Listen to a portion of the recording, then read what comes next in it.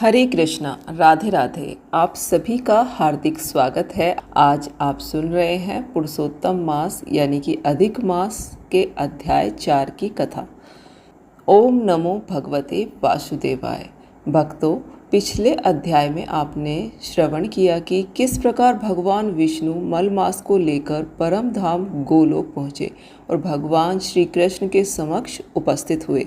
इस अध्याय में आप जानेंगे कि किस प्रकार भगवान श्री कृष्ण ने मल मास को पुरुषोत्तम मास नाम प्रदान किया। प्रिय श्रोताओं, सबसे पहले हम गोलोक की स्थिति के बारे में जानते हैं कि गोलोक दिखता कैसा है। गोलोक धाम जहाँ पर हम रहते हैं माया के प्रभाव से करोड़ों योजन दूर और पूरी तरह से परे है। यह भगवान विष्णु के वैकुंठ लोक से भी ऊपर स्थित माना जाता है। यह भगवान का सबसे अंतरंग और सबसे सर्वोच्च धाम है जिसका कभी नाश नहीं होता। प्रलय के समय भी यह सुरक्षित रहता है। अब आप इसके दिव्य स्वरूप और सौंदर्य की व्याख्या सुनिए। गोलोक की भूमि इस लोक की तरह मिट्टी या पत्थर की नहीं बनी है, बल्कि वह चिंतामणि रत्नों से, जो कि हर इच्छा पूरी कर सकते हैं, उनसे बनी हुई है। वहाँ के जंगल साधारण नहीं हैं। वहाँ कल्प वृक्ष यानी कि जो इच्छा पूरी करने वाले पेड़ होते हैं, वहाँ पर वो पाए जाते हैं जो वर्ष के हर समय दिव्य फलों और सुगंधित फूलों से लदे रहते हैं। वहाँ दिव्य और चेतन रूप में यमुना नदी बहती रहती हैं जिसका जल अमृत के समान मीठा है। वहीं पास में अत्यंत रमणीय गोवर्धन पर्वत है जिसकी गुफाओं में भगवान अपनी लीलाएं करते हैं। गोलोक गायों का लोक है। वहाँ पर लाखों करोड़ों सुरभि नाम की कामधेनु गायें निवास करती हैं। ये गायें साधारण नहीं हैं। ये अपनी इच्छा मात्र से अनंत मात्रा में अमृतमय दूध दे सकती हैं। भगवान श्री कृष्ण स्वयं एक ग्वाले के रूप में नंगे पैर रहकर इन गायों को चराते हैं और उनसे अत्यंत प्रेम करते हैं। अब हम जानते हैं गोलोक के निवासियों के बारे में। इस धाम के केंद्र में एक अत्यंत विशाल और तेजोमय कमल है जिसके मध्य में भगवान श्री कृष्ण अपने मूल द्विभुज 2 भुजाओं वाले रूप में श्री राधा रानी जी के साथ सिंहासन पर विराजमान रहते हैं। वहाँ पर करोड़ों ग्वाले और गोपियाँ निवास करती हैं। ये सभी नित्य मुक्त आत्माएं हैं जिनका एकमात्र उद्देश्य भगवान श्री कृष्ण की प्रेममयी सेवा करना और उन्हें प्रसन्न रखना है। गोलोक में समय का भौतिक प्रभाव नहीं होता। वहाँ ना कोई अतीत है ना कोई भविष्य, केवल शाश्वत वर्तमान है। इसलिए वहाँ ना तो किसी की उम्र बढ़ती है, ना कोई बूढ़ा होता है और ना ही वहाँ मृत्यु प्रवेश करती है। वहाँ कोई दुख, क्रोध, लोभ, अहंकार या रोग नहीं है।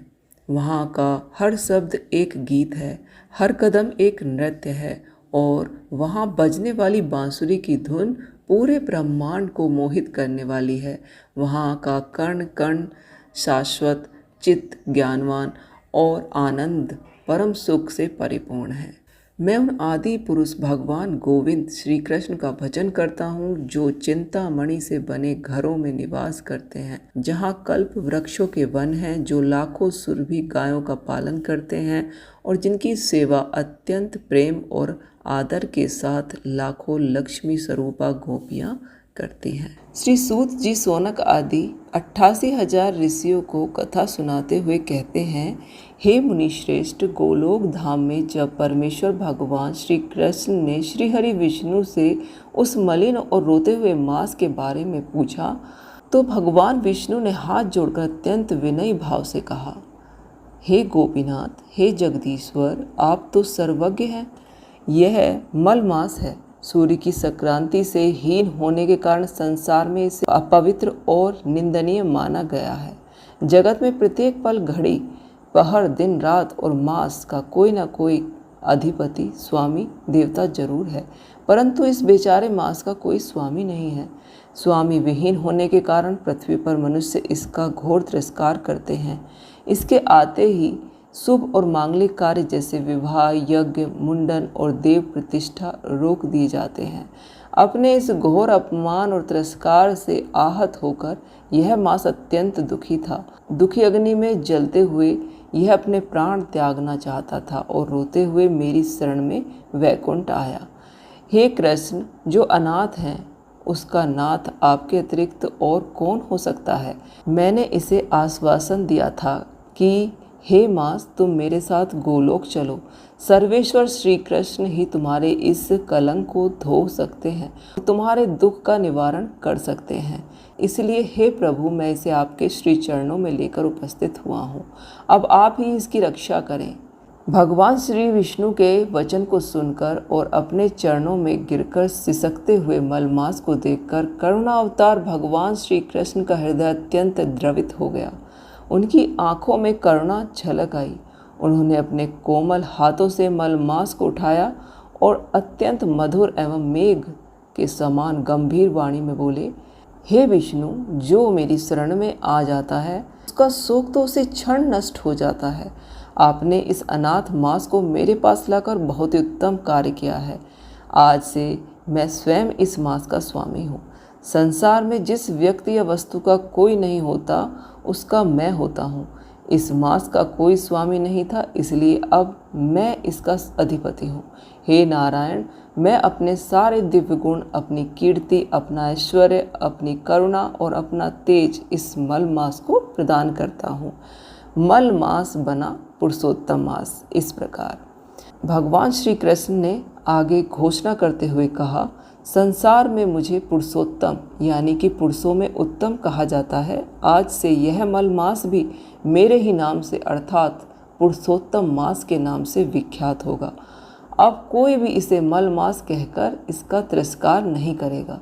हे विष्णु, मैंने इस मास को अपना नाम ही नहीं दिया बल्कि इसे सभी मासों में सर्वश्रेष्ठ बना दिया है।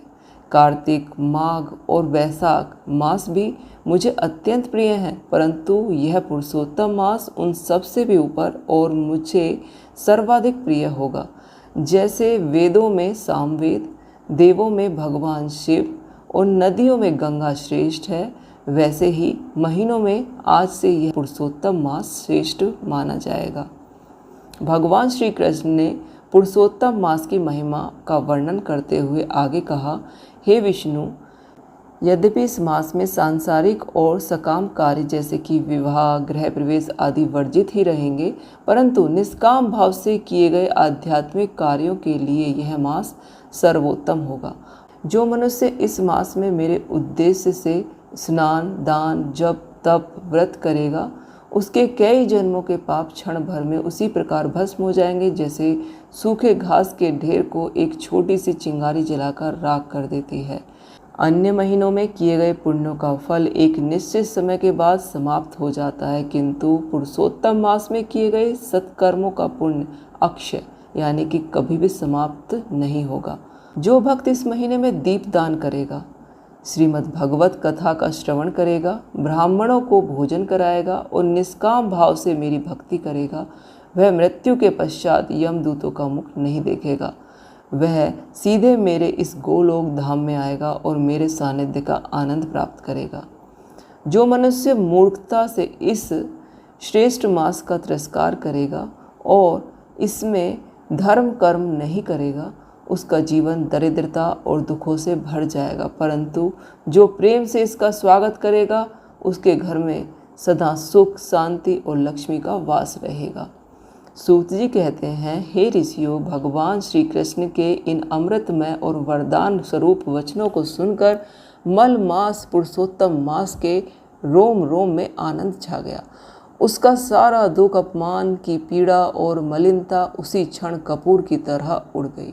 भगवान श्री कृष्ण की कृपा दृष्टि पड़ते ही उसका रूप अत्यंत दिव्य, तेजोमय और मनमोहक हो गया। उसने भगवान श्री कृष्ण की साष्टांग वंदना की और उनकी परिक्रमा की। भगवान विष्णु भी श्री कृष्ण के इस न्याय और करुणा से अत्यंत प्रसन्न हुए। उन्होंने सर्वेश्वर श्री कृष्ण को प्रणाम किया और उनसे आज्ञा लेकर नव यौवन और तेज से दमकते हुए पुरुषोत्तम मास को साथ लेकर अपने वैकुंठ धाम को लौट आए। पुरुषोत्तम मास अब अनाथ नहीं था, वह साक्षात भगवान श्री कृष्ण का स्वरूप बन चुका था। तीनों लोकों में उसकी जय जयकार होने लगी। जो भक्त पुरुषोत्तम मास की इस कथा को प्रेम पूर्वक सुनता है, उसके सभी कष्ट दूर हो जाते हैं और उस पर भगवान श्री कृष्ण और श्री हरि विष्णु की असीम कृपा सदा बनी रहती है। बोलो श्री पुरुषोत्तम भगवान की जय। बोलो श्री राधा कृष्ण भगवान की जय।